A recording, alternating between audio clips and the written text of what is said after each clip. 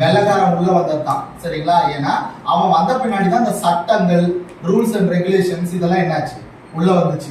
அப்ப இங்க நம்ம இங்கிலீஷ் உள்ள வந்ததை நம்ம பாக்குறதா என்னன்னா அட்வென்ட் ஆஃப் யூரோப்பியன்ஸ், அதாவது ஐரோப்பியர்களின் வருகை. இங்க இருந்து தான் வந்து ஹிஸ்டாரிக்கல் பேக்ரவுண்ட் தொடங்குது. சோ பாலிட்டி படிக்கும் போதே நமக்கு எது தவறாதுன்னு சொன்னேன், இந்திய தேசிய இயக்கம். இன்னொரு வகையில மெயின்ஸ் ஆஸ்பெக்ட்ல பார்த்தோம்னா மாடர்ன் இந்தியா, மாடர்ன் இந்தியா இது மெயின்ஸ் ஆஸ்பெக்ட்ல ஃபர்ஸ்ட் யூனிட்டே இதுதான், மாடர்ன் இந்தியா. புரியுதுங்களா? ரைட். அப்போ ஹிஸ்டாரிக்கல் பேக்ரவுண்ட்ல வெள்ளக்காரன் உள்ள வருது, வெள்ளக்காரன் கூட இன்னும் சில பேர் சேர்ந்து வராங்க. அவங்க எல்லாத்தையும் தோக்கடிச்சாங்க அவங்க.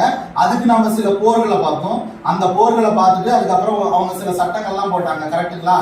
அப்ப அந்த சட்டங்கள்லாம் போட்டுட்டு வெள்ளக்காரன் என்ன பண்ணாங்கல்ல, வாங்க வாங்க, வெள்ளக்காரன் என்ன பண்ணான், நம்மளை பிடிக்கிறதுக்காக அவன் கூட வந்தாங்க. தெரியுமா யாருப்பா வந்தது?